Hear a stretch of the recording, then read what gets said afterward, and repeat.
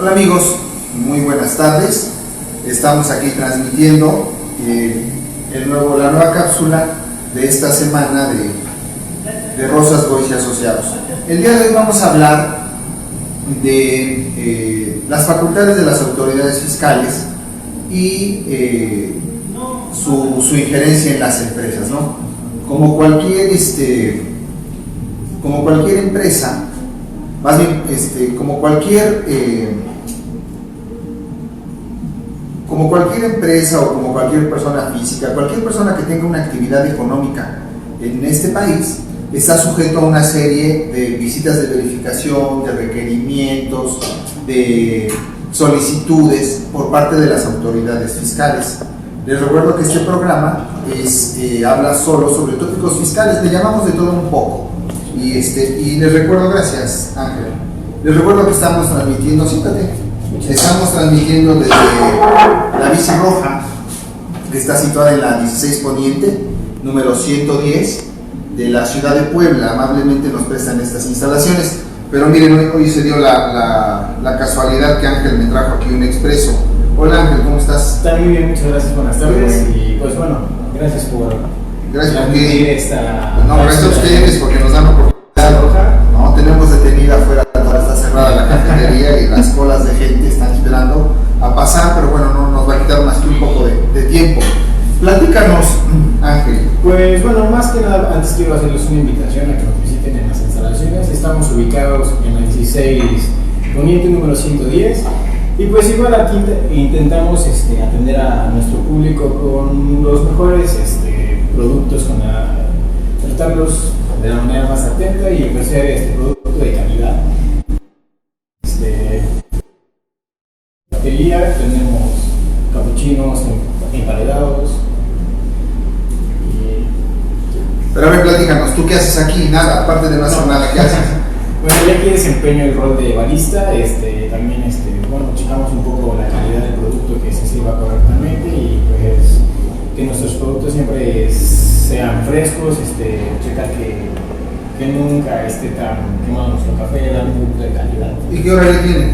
Manejamos un horario de 7 de la mañana a 7 de la noche, de lunes a sábado. El domingo recortamos un poco el horario, trabajando de 9 de la mañana a 4 de la tarde. Ok, muy bien. Oye, a ver, ¿y qué promoción les vas a dar a todos los que estén viendo este programa y quieran venir acá? Pues claro, pues les haremos un plan muy cómodo de empareado con... No, porque les vas a regalar, ¿no? ¿Qué les vas a hacer? Si llegan y dicen, vi el programa de Rosas Boys. Todos los que mencionen que vieron la cápsula, les daremos un capuchino 2x1. No, regálales algo, no les des 2x1, una galleta. Okay, una galleta. Una galleta, muy bien. ¿De qué galletas tienes? Tenemos de arándanos, tenemos chocolate blanco con macadamia y chocolate cápsula. Bueno, pues ojalá esas se hornean aquí, las prepara aquí Ángel. Y bueno, pues muchas gracias Ángel. Y ya no te quito más tu tiempo. No, gracias Ángel, ahí te más tu tiempo. Ok. Bueno, pues muchas gracias. Después de este pequeño comentario que hicimos con Ángel, que es el barista aquí de la Bici Roja, pues vamos a platicar, vamos a entrar un poquito más en materia. Vamos a hablar sobre las facultades de las autoridades fiscales. Miren, yo ya les había dicho con anterioridad que la autoridad solo puede hacer lo que la ley expresamente le permite. Eso es lo que está facultada la autoridad, y en este caso la autoridad hacendaria, para realizar. Todos los actos de autoridad deben de estar debidamente fundados y motivados. Si nosotros nos vamos un poquito a la jerarquía de las leyes, para los que no están muy en torno con este tema de las leyes, les quiero decir que la jerarquía de las leyes es la importancia que tienen las leyes en el derecho mexicano. Primero tenemos a la Constitución, después las leyes, por ejemplo el impuesto de la renta, el Código Fiscal, y después los reglamentos, las reglas misceláneas, es decir, una serie de cosas. Pero todo emana de la Constitución, como si fuera un gran árbol. Ustedes pueden pensar en la Constitución como el tronco principal. Y las ramas, pues todas las ramas del derecho, ¿no? El derecho fiscal, el derecho laboral, el derecho civil, el derecho penal. Finalmente todas están pertenecen a un mismo tronco. En el caso del derecho fiscal no es la excepción. El derecho fiscal, bueno, nace con una serie de atributos y de facultades. ¿Cuáles son las facultades de las autoridades fiscales? Bueno, el Código Fiscal es el que regula la actuación de las autoridades fiscales. Un código, en cualquier ley, es una ley que se aplica en defecto de la ley principal. Por ejemplo, tenemos la ley del impuesto sobre la renta. El Código Fiscal se aplica en defecto. Lo que no prevé la ley del impuesto sobre la renta, se va uno por defecto al Código Fiscal de la Federación. Pero en especial, nosotros en el Código Fiscal de la Federación, si analizamos un poquito su estructura, vemos que tenemos derechos de los contribuyentes, obligaciones de los contribuyentes, pero también tenemos un capítulo que se llama facultades de las autoridades fiscales. Como autoridad fiscal podemos entender al Infonavit, al Seguro Social, a la Secretaría de Finanzas cuando actúa hay acuerdos de coordinación, cuando actúa como autoridad federal, la Secretaría del SAT, ¿no? El Servicio de Administración Tributaria. Básicamente son las leyes que por defecto, o las autoridades que por defecto aplican el código en cuestiones de procedimentales y también de infracciones y sanciones. Pero hoy vamos a hablar en especial de los actos de autoridad. ¿Cuáles son las facultades que tiene la autoridad para poder realizarnos un acto de molestia, o una visita domiciliaria, o un requerimiento de información? Si partimos del punto de que la autoridad solo puede hacer lo que la ley le permite y el particular lo que la ley no le prohíbe. Entonces, para que la autoridad pueda actuar, tiene forzosamente que el artículo 16 de la Constitución dice que todos los actos de autoridad deben estar debidamente fundados y motivados. Señalar la autoridad que lo emite, ¿no? Debe ostentar la firma del funcionario competente. La persona o personas a quien va dirigido el oficio. En dado caso que no se encuentre, o que no se sepan los datos de la persona, pues se pondrán todos los datos necesarios para que se pueda identificar a la persona hacia quien va dirigida la visita.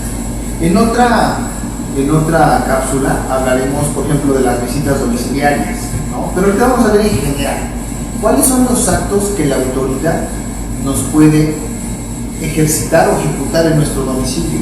Ahorita ya tenemos una gran ventaja y desventaja. La desventaja es que anteriormente, hace algunos años, todos los actos de autoridad se notificaban de manera personalísima. ¿Esto qué quiere decir?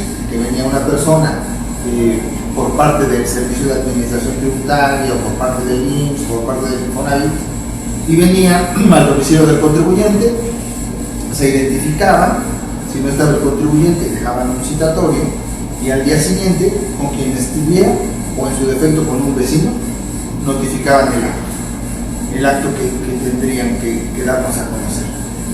Ahorita en la actualidad, con la firma electrónica, ya estos últimos años, ya muchos actos de autoridad ya se notifican vía buzón tributario. ¿Qué pasa cuando las notificaciones se notifican por buzón tributario? Hace algunos años, cuando nosotros llevábamos algunos asuntos en los tribunales, en el litigio de situaciones fiscales,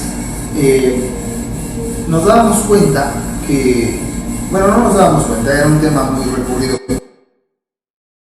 que en los actos de autoridad jamás recibía el representante legal o el contribuyente, sino que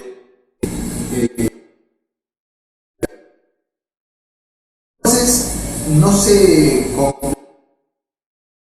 en sentido la notificación de una manera correcta, porque son actos personalísimos, así lo manda la Constitución, y entonces era un agravio que nosotros al cajón, ¿no?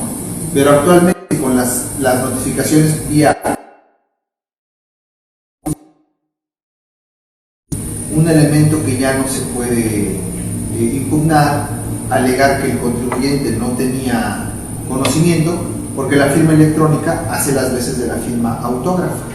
¿Esto qué quiere decir? Pues que la firma electrónica cada vez se está usando en más trámites, es una aceptación de que tú personalmente estás revisando o estás viendo las notificaciones que te van llegando. Por eso también es importante, al margen de este tema, que ustedes tengan en su poder las firmas electrónicas de ustedes y de sus empresas, y que ustedes revisen las notificaciones. Generalmente son situaciones que maneja el contador, y pues no se sabe, con la firma electrónica se pueden hacer infinidad de trámites, entre otras cosas, por ejemplo, generar facturas, cambiar la actividad del contribuyente.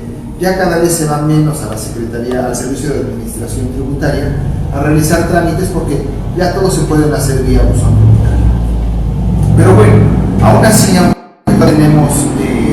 aunque ya tenemos una manera de notificar electrónica por parte de las autoridades fiscales, el artículo 42 nos habla de cuáles son las facultades de comprobación de las autoridades fiscales. O sea, cómo nos van a llegar a comprobar.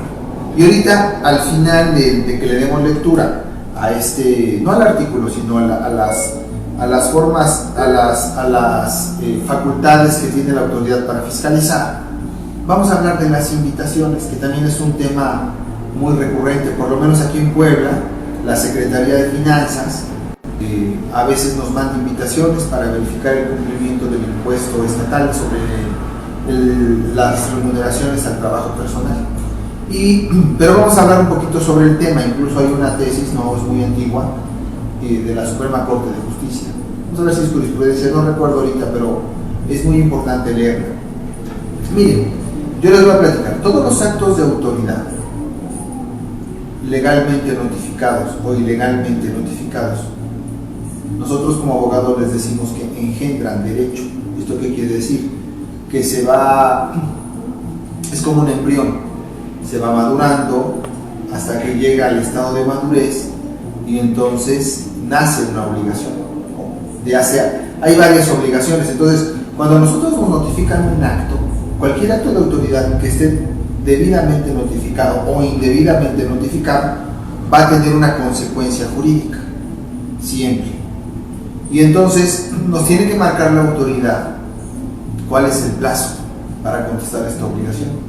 Entonces, si nosotros nos vamos a cuáles son los requisitos que deben de tener los actos administrativos, a lo mejor conviene que tengan papel y pluma, o que lean el artículo 38 del Código Fiscal de la Federación.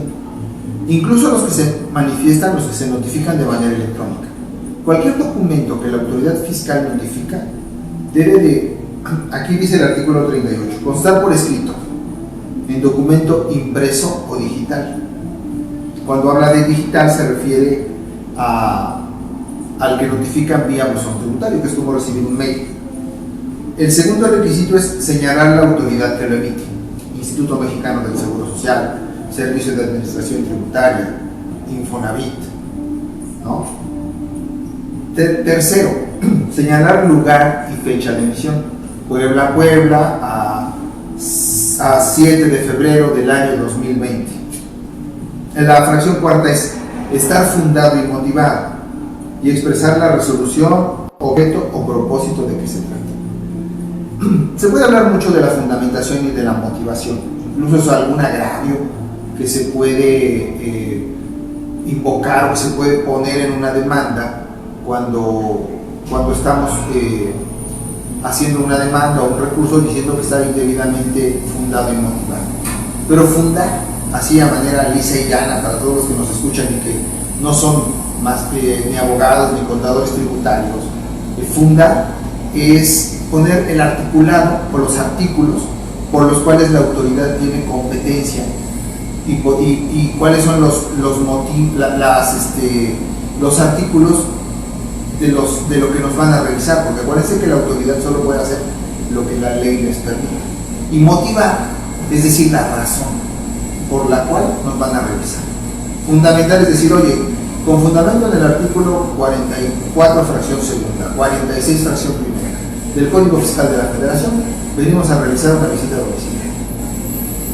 Y la motivación la motivación sería: venimos a realizar una visita domiciliaria para comprobar el correcto cumplimiento del impuesto sobre la renta, impuesto al valor agregado.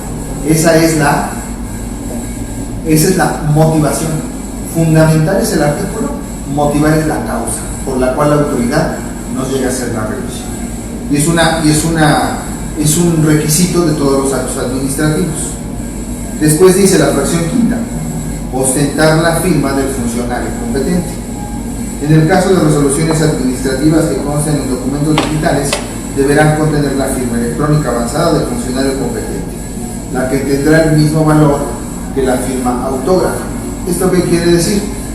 Si te dan una notificación en papel, lleva la firma del funcionario competente. Si lleva un sello, no sirve. Si lleva antes les llamábamos facsímiles. Si lleva una firma en facsímil que es en sello o así impresa, pues no sirve. Y ojo, todavía en la actualidad hay muchos documentos en papel que nos notifican que no ostentan la firma autógrafa del funcionario competente. Incluso hay algunos que ni tienen firma. Y también dice que es válida la firma digital, que es nada más, nosotros como particulares tenemos la FIEL y las autoridades también tienen su firma digital con la cual firman, entonces evitan de firmar muchos documentos, y también esto hace que la fiscalización sea más rápida y más rápida para poder fiscalizarnos o poder requerir, ¿no? Y aquí dice también la fracción sexta, dice señalar el nombre o nombres de las personas a las que va dirigido. Cuando se ignore el nombre de la persona a la que va dirigido, se señalarán los datos suficientes que permitan su identificación. Entonces, si ustedes ven el artículo 38 del Código Fiscal de la Federación, marca 6 requisitos que deben de tener los actos administrativos, 6. Y es importante que ustedes, tal vez como particulares, como empresarios, como estudiantes, como asalariados, pues siempre palomen, porque estos requisitos son para cualquier documento, no nada más en materia fiscal. ¿Por qué? Porque emanan de la Constitución. La Constitución marca estos requisitos. No son propios del Código Fiscal, sino son de todas las materias y de todos los actos. Entonces, son 6 las cláusulas, 6 los requisitos que debe de tener un acto administrativo. Tendría que se palomear. Ahora, ¿qué pasa si ustedes se encuentran que solo tiene 5? Pues no se le va a decir al funcionario, oye, ¿sabes qué? No lo firmaste. No se le va a decir. ¿Por qué no se le va a decir? Porque ahí tenemos una causal para que el documento se anule. Oye, no va dirigido a mí. Es muy común que luego las personas llegan a un negocio, prueba personal del ayuntamiento y dicen, oigan, deme el nombre del contribuyente. No, Rosendo Rosas. Y en ese momento de su puñete ponen Rosendo Rosas. Ese es un acto que no es legal. O ponen al locatario del establecimiento situado en la 16 Poniente. Pues tampoco. Ellos deben de traer identificado al contribuyente, a la persona o a las personas con las que van a dirigir o van a entender la diligencia. Es bien importante. ¿Qué pueden hacer? Y la recomendación no es que se pongan agresivos. La violencia no lleva a nada bueno. Y además, cualquier documento, cualquier requisito que falte en un documento, lo que va a provocar es la nulidad del acto, ya sea para que lo reponga nuevamente la autoridad y lo realice mejor, o para que declaren que ese acto es inválido. Entonces, no nos conviene pelear con la autoridad, más bien nos conviene conocer nuestros derechos, saber qué requisito están omitiendo. Es una causal para la nulidad, y a lo mejor en el peor de los casos la autoridad tendría la facultad de volver a repetir su acto, pero tal vez nosotros tengamos unos días o unos meses para corregir la situación que nos llegaran a requerir. Ahora bien, no sé si tengan alguna pregunta. No, ¿verdad? Bueno. Ahora bien, ¿cuáles son las facultades de las autoridades fiscales? Para todos los que tienen un negocio, una empresa, un establecimiento comercial, o son médicos y se dedican o cualquier profesión que tributen con el régimen de honorarios, o sean arrendadores, ¿cuáles son los requisitos o cuáles son los tipos de actos o cuáles son las facultades de comprobación fiscal que puede llevar a cabo una autoridad fiscal o hacendal?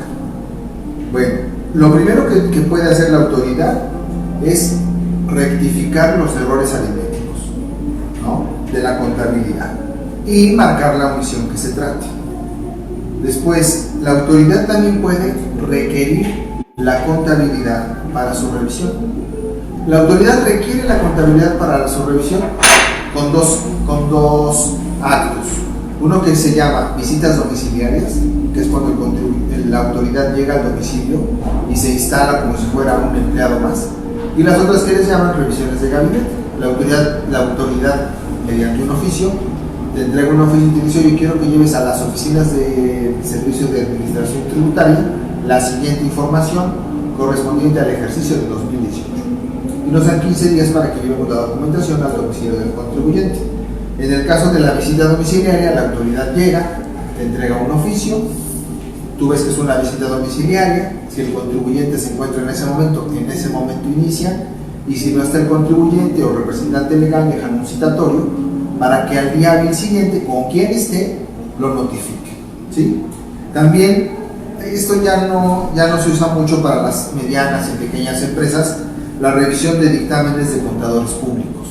Ahorita hay varios tipos de dictámenes en materia federal, pero por ejemplo, antes había un dictamen en materia fiscal que era muy recurrido por los contribuyentes para evitar una visita domiciliaria. Primero revisaban al auditor y después revisaban a la empresa, y eso se podía hacer en cualquier empresa y no importaba el tamaño que tuviera. Ahorita ya quedó limitada las revisiones fiscales por parte de un auditor independiente a cierto monto. También en el Seguro Social, creo que tener más de 300 trabajadores promedio en el año ya te obliga. Y ahorita en Puebla no es el caso, pero hay muchos estados donde la autoridad estatal les dio también la oportunidad de dictaminar las obligaciones estatales a los auditores, independientes. Y entonces es otro tipo de requerimiento, aunque este es de esfera estatal. Cabe mencionar que si nosotros aprendemos los requisitos, las facultades, las maneras de fiscalizar, generalmente son iguales en materia federal, estatal y municipal. Cambian muy poco. Bueno, ya habíamos hablado de las visitas domiciliarias. Hay procedimientos para realizar las visitas domiciliarias. Estos vienen en el 49 del Código Fiscal. También puede revisar la autoridad si los contribuyentes están inscritos en el RFC. Eso también puede revisar. Es una facultad de revisión. Cuando nosotros nos damos de alta en el servicio de administración tributaria, generalmente viene una persona, cuando es una empresa, una persona física, a revisar si la dirección que dimos y la actividad que manifestamos es la correcta con el Registro Federal de Contribuyentes. Hay dos supuestos en los cuales la autoridad no deja citatorio. Eso es bien importante. Ténganlo en mente, porque a ustedes les dan 24 horas por lo menos para estar tranquilos o juntar los documentos. En todos los actos que la autoridad realiza, precede un citatorio. En todos. Con excepción, cuando no está el contribuyente o el representante legal. Con excepción de dos. El primero es cuando llegan a verificar el domicilio de las autoridades fiscales, y el segundo es cuando llegan a revisar la emisión de comprobantes fiscales. Son los únicos dos supuestos donde no precede el citatorio. En todos los demás precede el citatorio, ¿no? Inscribir a los contribuyentes en el Registro Federal de Contribuyentes. La autoridad por oficio puede inscribir al contribuyente en el RFC. Practicar avalúo o verificación física, ¿sí? Cuando nosotros tenemos, ya luego hablaremos de qué pasa cuando la autoridad en un acto de fiscalización determina un crédito, qué opciones tenemos, ya lo platicaremos después. Pero para que ustedes como contribuyentes puedan pelear con la autoridad fiscal mediante un juicio o tener una controversia mediante un juicio fiscal, tienen que garantizar, o sea, deben de demostrarle al SAT en este caso y al tribunal que tienen la capacidad económica para que en el supuesto que pierdan el asunto, el litigio, puedan ustedes pagar. Entonces, son de los únicos asuntos donde antes de empezar a pelear, tienes que decir: oye, si yo pierdo, yo tengo para pagar. Entonces se garantiza. Pero con las garantías pasa una situación importante. Hoy en la mañana estuvimos con un contribuyente que va a dar en prenda o hipoteca una casa habitación. Entonces nos dice la autoridad: oigan, tenemos que ir a verificar el estado de la casa, del inmueble, y es una facultad que ellos tienen. Porque yo les puedo decir que el inmueble vale 20 millones, ellos llegan y ven las condiciones y dicen, oye, no, vale 25, o vale 18, o vale 10. Es lo que tiene que hacer la autoridad. Después, recabar datos de empleados públicos y fedatarios, allegarse a pruebas para formular una querella, una declaratoria, es una facultad de la autoridad. Las revisiones electrónicas es otro tipo de fiscalización, ya es muy socorrido, y ahora también, si ustedes, ahorita ya la autoridad del SAT está mandando muchas revisiones electrónicas, son muy cortas, son revisiones muy rápidas, de 2 o 3 días. Generalmente las mandan cuando el contribuyente determina sus impuestos, emite una línea de captura y no la paga, ya sea que porque no tenga dinero, o ya sea porque tuvo algún error el contador, o tuvo algún error él, y dice, no, cámbialo. Cuando ustedes dejan sin efecto una línea de captura, lo más seguro es que a los pocos días les llegue una revisión electrónica. Entonces hay que estar muy pendientes de eso, ¿no? Yo creo que como recomendación, cuando ustedes pidan o soliciten la emisión de una línea de captura, es porque tienen el dinero y ya autorizaron el pago que les determinó el contador o la persona encargada, ¿no? Practicar visitas domiciliarias a los contribuyentes. Ahora es una cláusula nueva que tenemos en este 2020, es que ya se va a poder practicar visitas domiciliarias a los asesores fiscales.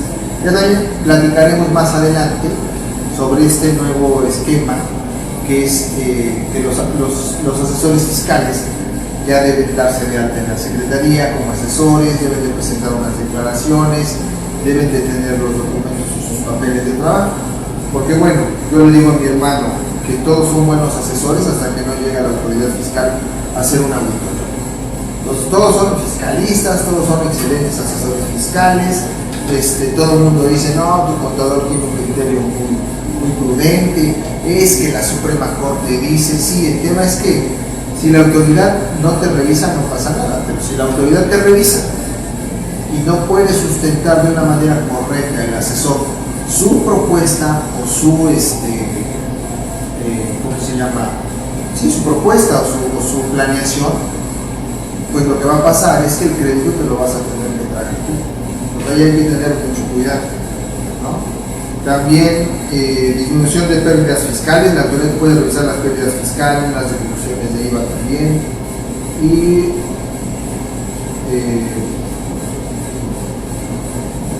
y nada más. Son todas las facultades que tiene la autoridad fiscal para poder revisarlos. Como ustedes ven, son muchísimas. Ya las iremos viendo poco a poco. Son muchas, sin embargo, no siempre la autoridad actúa de manera correcta. También la autoridad suele, en muchos casos, actuar sin estar apegada a derecho, sino que actúa, pero todo tiene consecuencia jurídica. Como les quiero decir, todos son actos de autoridad, y eso también tenganlo muy presente. Todos son actos de autoridad, estén legalmente o ilegalmente notificados, porque todo acto de la autoridad, sea legal o ilegal, la consecuencia que tiene es una consecuencia jurídica, genera derecho. ¿Sí? Por ejemplo, hace algunos tiempos tenemos otras obligaciones de otra ley, que es la ley de antilavado, la ley de antilavado de dinero. ¿Qué pasa? Hace algunos meses salió se resuelve una contradicción de tesis de la segunda sala de la Suprema Corte de Justicia. Se publica el 30 de agosto de 2019. ¿Y qué quiere decir? Habla de las cartas de invitación. Hasta hace el año pasado, finales del año pasado, empezaron a llegar por correo electrónico. Fíjense que también la autoridad, y también cancelaron, la autoridad debe notificar por buzón tributario. Sin embargo, la autoridad también notifica y te cita y te llama por correo ordinario. Pues ahí es un acto ilegal. ¿Y qué pasa si no acudimos? Por ejemplo, hay un programa que se llama Revisiones Profundas. Nos notifican por correo ordinario. Tienes que venir a las revisiones profundas. Es un acto ilegal, totalmente ilegal. Pero ¿qué pasa? Que ¿cómo se llama? Al ser un acto totalmente ilegal, no tendría que tener consecuencias jurídicas. ¿Qué hace la autoridad? Te cancela el sello. ¿Por qué? Porque no pudiste. ¿Y por qué no porque no te notificaron vía buzón tributario. Entonces, ese es un acto ilegal que tiene consecuencias jurídicas, ilegales, pero te pagan del negocio. Y otro acto que estuvo haciendo la autoridad de manera ilegal fue notificar requerimientos de obligaciones de la ley antilavado, o de obligaciones para presentar por el tema de lavado de dinero, pero no llevaban fundamentación. Muchos colegas, abogados, contadores, se dedicaron a contestar, no me obliga por esto y no me obliga por lo otro y así. Sin embargo, en agosto salió una contradicción de tesis donde decía: la autoridad te invita en un acto ilegal. Las invitaciones no son legales porque no vienen en el código. Te invita de manera ilegal y tú accedes a la invitación y le contestas. Si de ese acto se deriva una multa, esta multa no puede ser impugnada, se tiene que pagar. ¿Por qué? Porque tú estás consintiendo un acto ilegal y el consentimiento del acto ilegal también engendra derecho, y la obligación que emana de ahí también tiene consecuencias jurídicas, y la autoridad puede determinarte un crédito y este crédito no puede ser impugnado mediante el juicio de nulidad. Tal vez vía amparo, pero juicio de nulidad no. ¿Por qué? Porque tú estás consintiendo un acto ilegal, y consentir un acto ilegal también tiene consecuencias jurídicas. Entonces, nuestra recomendación es no contestar las invitaciones. Si la autoridad te quiere requerir, que te requiera de manera legal. No pierdes el derecho a la legítima defensa. Bueno, y con esto concluimos nuestro programa del día de hoy. No me queda más que agradecer las instalaciones y todo el apoyo que nos brinda tanto el equipo técnico como aquí la propia Bici Roja. El día de hoy no estuvo con nosotros mi hermano Gustavo porque está enfermo, le mando un saludo y que se recupere pronto. Les recuerdo mi nombre, soy Rosendo Rosas Boix y soy el encargado del área jurídica de Rosas Boix y Asociados. Muy buenas tardes y hasta la próxima.